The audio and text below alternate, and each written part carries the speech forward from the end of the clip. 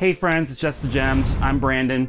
It has been months since I've done a pickups video, and I don't want to create the false impression in you that I haven't still been buying games. I have. I've just slowed my roll considerably. If you watched my recent collecting regrets video, somewhere up here, you'll recall that one of the major issues that I've had is just going too fast. Buying every game that catches my eye and just really not leaving myself anything to look forward to. So I've slowed down for that reason, and I mean, just also financially. The number of games that I was buying in a month was just not sustainable at all. So we're in a much better place now. So I've got a stack of games to go through in no particular order. I figured we'd just take a look and talk about them. Why don't we? Also, I'm joined today by my friends Mario and Sonic. Just because I'm a middle-aged man doesn't mean I don't love my stuffies. First up, I have Dragon Warrior 1 and 2 on the Gameboy Color.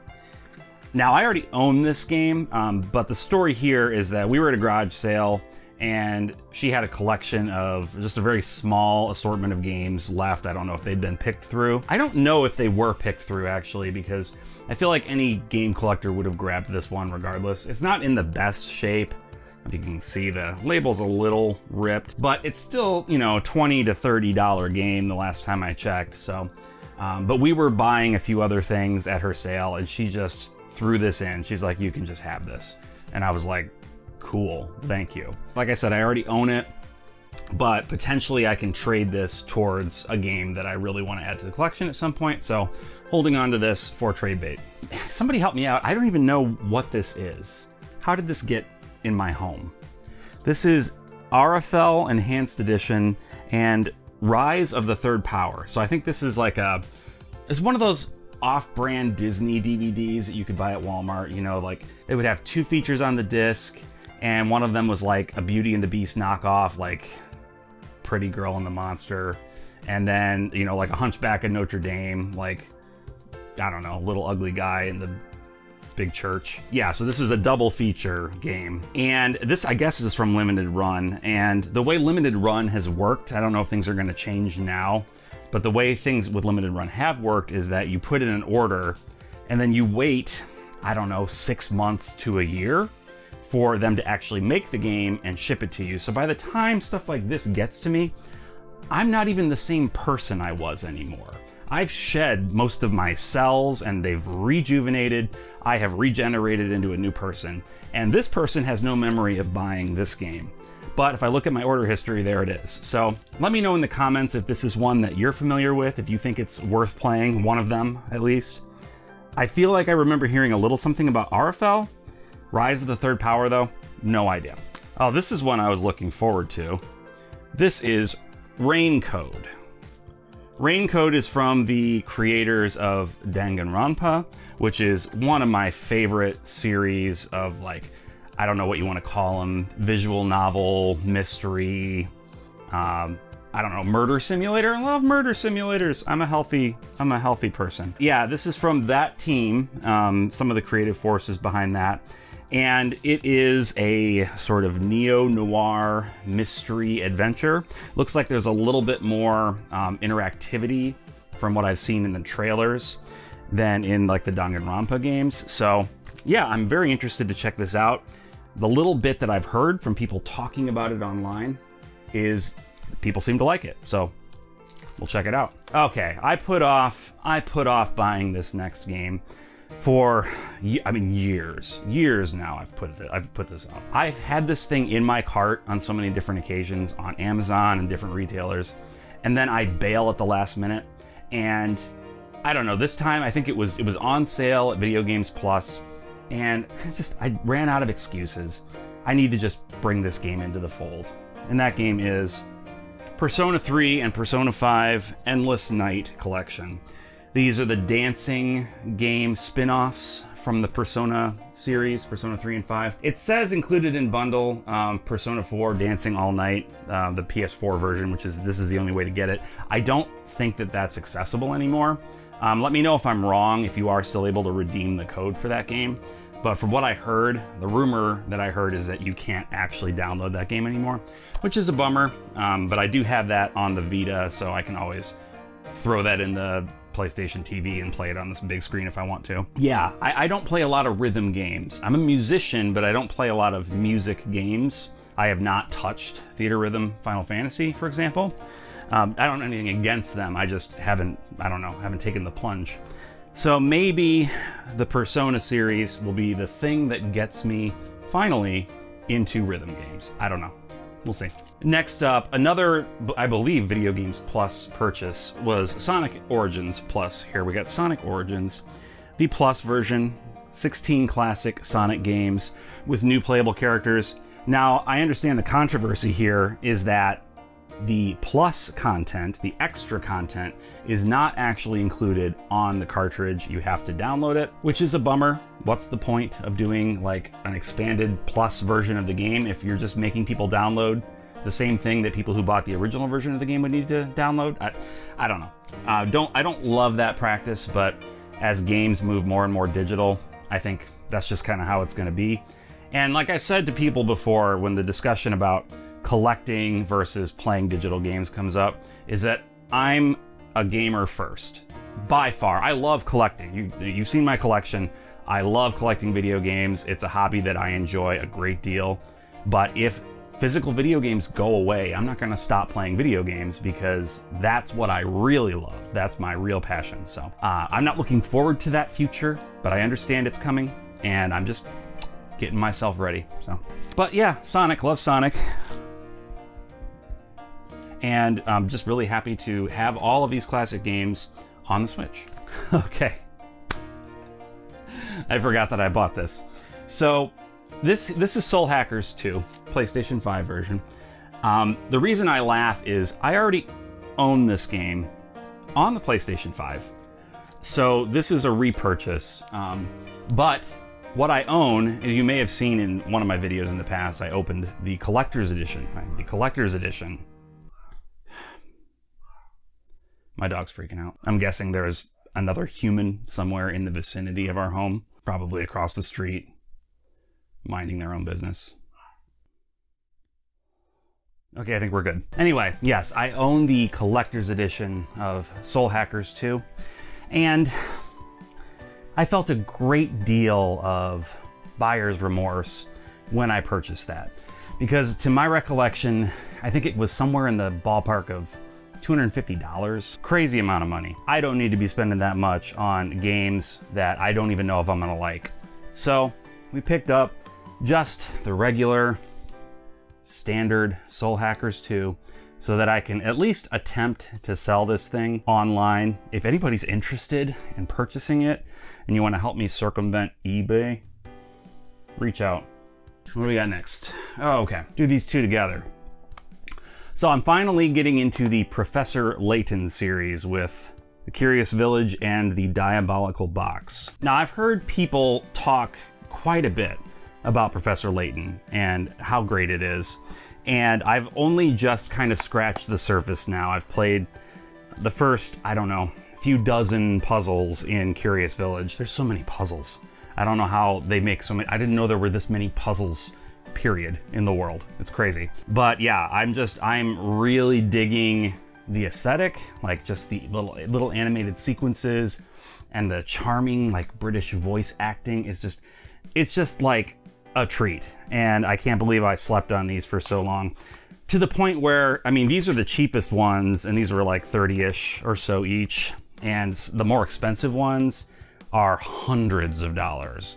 So I don't know what I'm gonna do there, but well, I guess we'll cross that bridge when we come to it. All right, we got a string of Switch games coming up. First up, Trinity Trigger. I'd heard a little bit about this game, kind of mixed reviews, but it's a classic style action RPG, sort of inspired by Secret of Mana, to the point where they even got Hiroki Kikuta, the composer of the Secret of Mana soundtrack, to do the entire soundtrack for this game, and they included it for no extra charge in the box, the whole freaking soundtrack, and that's incredible. Games don't do that stuff anymore. In collector's editions, you get a 10-track sampler, They put the whole freaking soundtrack in the game. I love it. I don't know. I don't know when I'm gonna get to this one. It's not super high on my list, but I'm just super excited to get new Hiroki Kikuta music. If nothing else, it makes it worth the cost of entry alone. I also picked up this copy of Danganronpa Decadence. This is a compilation of all of the Danganronpa games, except for the spin-off, the one Ultra Despair Girls. I'm pretty sure that one is not in here. No, I don't think it is. Which is a fun game in its own right. It's like a third-person shooter kind of deal. Really kind of changed up the formula. But I have that on the Vita, and I've already played through it in its entirety anyway, so I'm not too broken up that it's not here. Would have been nice. But this also has some sort of like, I don't know if it's like a Mario Party style board game sort of deal. Danganronpa S Ultimate Summer Camp has new scenes and interactions between your favorite characters. So yeah, we'll check that out at some point. I'm honestly just kind of happy to have a portable version of Danganronpa V3, because that's the only one that I own not on the Vita. I've said that really weird. Why would I say it like that? It's the only one I own not on the Vita. I own the other two on the Vita. This is the only one I own on the PlayStation 4. So here now I have a portable version of V3. So that's pretty cool. Next up is Loop 8, Summer of Gods. I try not to let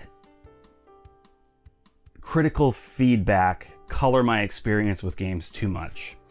And I know that Xseed reached out to a lot of YouTubers and offered them advanced copies of the game in exchange for reviews.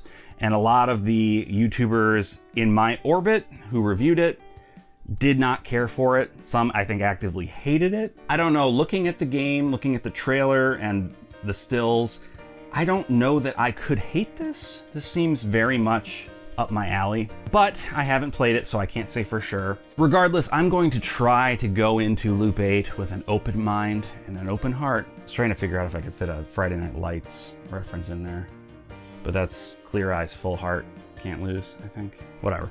Next up, Digimon Survive. This apparently is the PEGI version. I ordered this on Woot, and the picture on Woot was definitely the NTSC US, Canada version of the game. But alas, they sent me the PEGI. Honestly, I don't care. It's fine. Like, if you gave me the choice explicitly, do you want the US, Canada version or the European version? I'll pick the US, Canada version. I don't know if it's just out of blind loyalty to my hemisphere or what, but it's fine. I don't care. And, I've heard mixed things again about Digimon Survive. I think a lot of the issue that people had with this game is that they didn't know what kind of game it was. They expected just a straight up strategy role-playing game, which I guess that's in here, but primarily it's a visual novel. And so people were like, why are these kids just talking and all this? They should be just fighting. Why aren't they fighting? So, whatever. I'm into visual novels, and I'm kind of newly into strategy games. So I'm interested to check this out. I hear it gets pretty dark, which is interesting to me because I grew up with Digimon as a kid. I wasn't a Pokemon kid, but I was a Digimon kid, at least as far as the animated programs went. But yeah, I've fallen off of it in recent years. But there's a whole lot of Digimon games coming out, like Cyber Sleuth and all these things. So like, maybe I'll get back into Digimon? Oh yeah, this next one. I was having a conversation recently with my friend Emily, aka Orbology, here on YouTube, and I forget exactly what we were talking about. We were talking about FOMO, and we were talking about NIS America and how so many of their titles, they just release in such limited quantities, and then, they become hard to find pretty quickly. And you can sometimes tell when a game is on the cusp of becoming sort of hard to find from them. And the game that we were talking about in particular was Labyrinth of Galleria, the Moon Society. So very shortly after our conversation, I logged on to Best Buy and I purchased this. And, I'm sure it's good. I've heard pretty good things about it. So I don't regret the purchase, but it was I don't think you could draw a clearer, straighter line between FOMO and me making a purchase than that, because we were literally talking about FOMO and then I purchased that game. So I didn't learn the lesson. And yeah, I'm still pretty infected with FOMO. I also, by the way, I picked up the, I don't know if it's a prequel or if they're just related and if they're like part of the same series, Labyrinth of Refrain was a game that came out before this. I picked that up as well. It's not here yet. I ordered it on eBay, got a decent enough deal on it. And that one's extremely hard to find. So that one is in transit. I'll have it soon. So I'll start with that one and then work my way up to the Moon Society. But FOMO is real. It's just real. I don't know. I'm gonna try to fight it.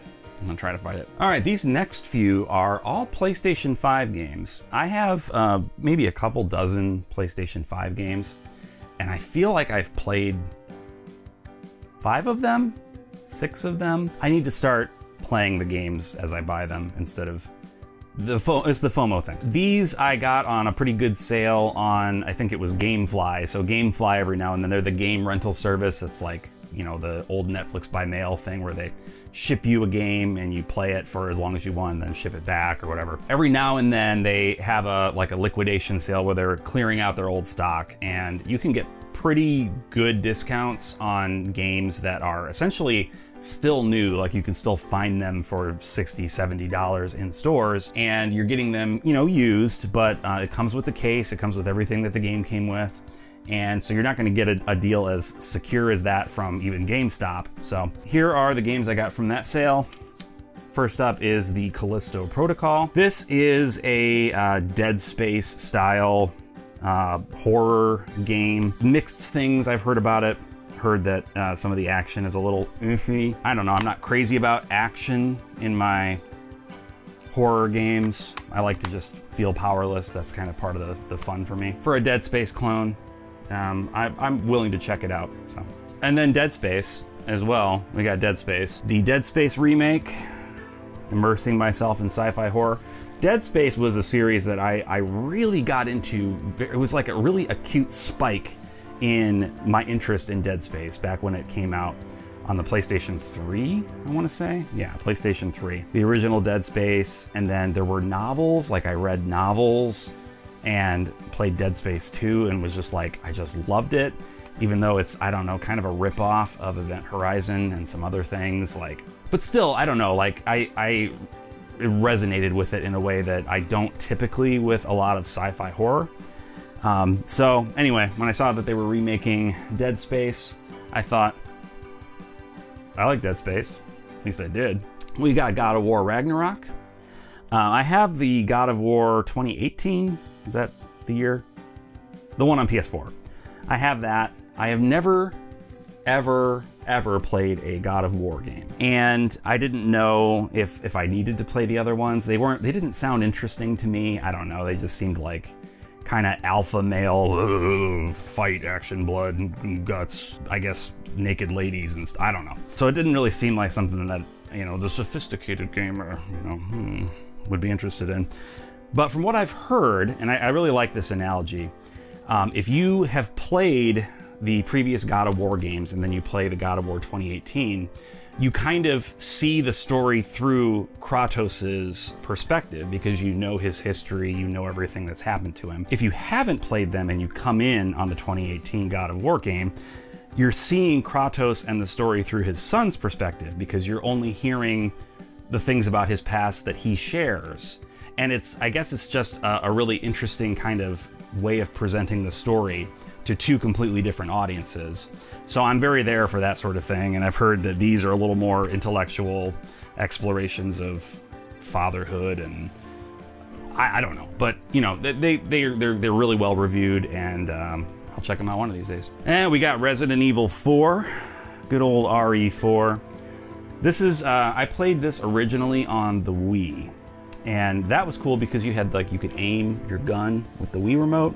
It was a little weird I don't know, it was effective. It actually probably made the game easier than it was intended to be. because you could just pull off headshots with no trouble at all. I don't know how it plays. I've heard pretty good things about the remake, and I've enjoyed the other Resident Evil remakes. This is not a horror game channel, so I don't want to spend too much time on these things, but you know, horror is another genre that I'm very big into, so I had to get this while I had the chance. I guess there's a VR mode that you can download for this one, and that might be pertinent to me at some point. And finally on the PS5, right? Yeah, finally, PS5, we have Forspoken. This is an action role-playing sort of game from Square Enix that just got, I think, destroyed by gamers and or the press. I don't know. I feel like everybody was kind of hating on it, calling it corny, and I don't know, like I've listened to some of the dialogue that people are like, oh, that's so cheesy and dumb. It's like, I don't know. It just sounds like they were having fun. I think it's okay to just have fun.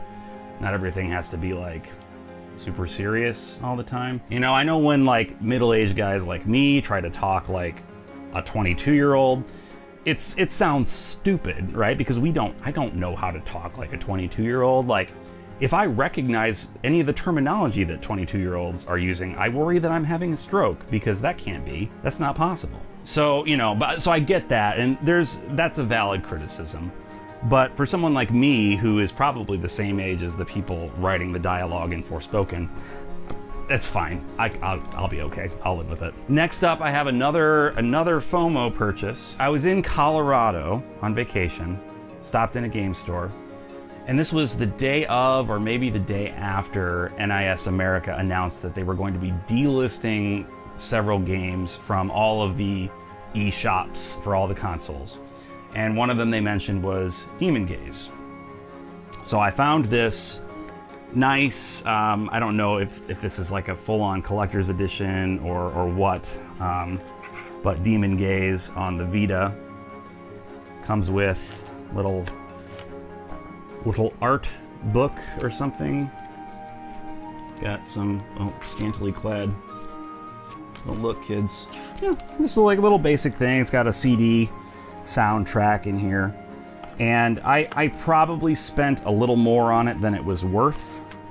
I didn't totally mind because I was on vacation and it just felt like a vacation expense. I don't know. That's how my brain works. But yeah, so I picked that up kind of as a, well, this game is, you know, if I ever was going to get this game, it's got to be soon, because they're going away. They're not going to be on the eShop and the prices are going to go up. I don't know if that's happened yet, if the prices have started to go up or not, but I have it. Also, Video Games Plus did a reprint of Demon's Gaze 2 on the PlayStation 4, and I did purchase a copy of that as well. FOMO. As I'm saying all this out loud, I'm like, wow, yeah. And let's see, what do we have next here? Next, we have Suicodin Tactics. With this, the purchase of Suicodin Tactics, I have all of the PlayStation 2 Suicodin games. This apparently belonged to Basham. So Basham, if you're watching this, I have your game. I'm not giving it back, but I just wanted you to know where it was, and it found a good home. So yeah, I don't know much about Suicodin Tactics. For the longest time, I didn't know it was a thing. I'm well aware of 1 through 5, of course, and even Tiercrace, the DS spinoff. Vaguely aware of that one, but I had never heard of this. So I think this maybe takes place in and around the time of Suicodin 4? Let me know in the comments if I'm wrong. So I'm glad to have this to complete the PlayStation 2 set.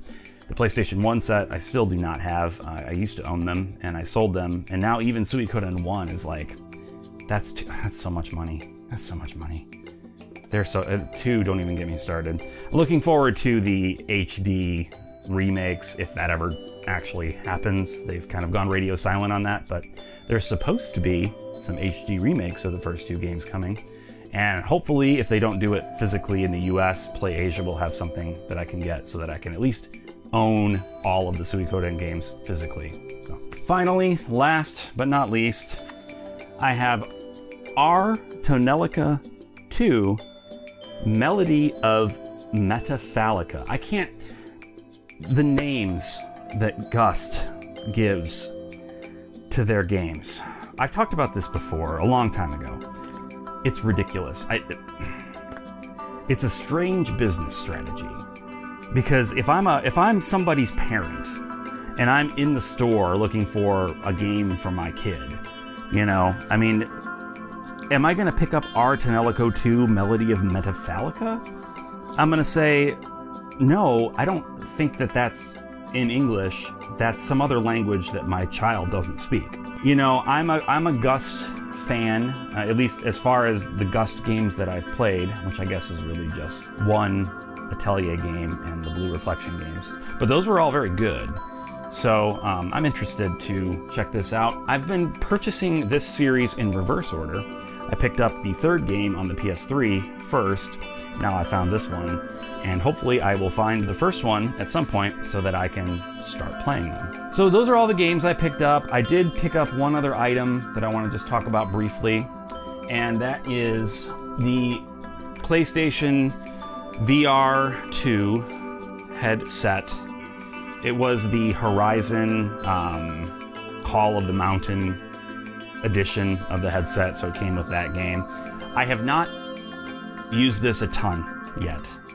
I put it on the night that I got it, played a little bit of No Man's Sky, which is kind of how I judge the quality of a VR headset, is how much like Mr. Magoo in space do I feel playing No Man's Sky with a virtual reality headset on. On the PlayStation 4 version, I can't see anything. Everything is just so blurry. You gotta get right up on it to see anything. Here on the PlayStation 5, PlayStation VR 2 version, it is, I will say, considerably better. It is still not perfect, but I think we're at the point now technologically where the only thing holding the graphics back is the game. Like, this headset is, I think, perfectly capable of showing really, really high resolution graphics. So maybe at some point they will up the resolution on No Man's Sky and it'll be even clearer, but it was considerably better. So I'm looking forward to checking out a lot of the VR. I don't, like I said, this is primarily a JRPG channel. I don't talk a lot about my other gaming interests, but horror and VR are two things that I do enjoy quite a bit. So had to have that in the collection so that the handful of PlayStation VR 2 exclusives that come out, I'll be able to play. Those are my pickups. I guess I didn't cover absolutely everything. There's a handful of games that I picked up maybe a little further back that I didn't include just because I didn't want this to be an hour-long video. I picked up like Pokemon Soul Silver at a garage sale. It's legit. I checked it out for really cheap. The lady asked for $2, and I was like, I'll give you 30. Like $2, I would have felt like a scumbag. Yeah, so like there's been a few games here and there that I've picked up at various places, but these are the big ones that I've grabbed most recently, and I'm happy to have them. I'm looking forward to maybe playing them someday. That'd be cool. Now, I haven't done a video like this in a long time. I hope you all don't mind the slight deviation from the norm, but it had been several months since I'd done the pickups, and I will be back next week with more of my regular JRPG scripted content that I've been making lately, and I hope that you will look forward to that. If you have anything that you've picked up recently, I would love to talk about games with you. Drop a comment, let me know. And if you like what I do, if you wouldn't mind hitting the like button, that'd be great. If you don't like what I do, that's what this guy's for right there. Go ahead and hit him.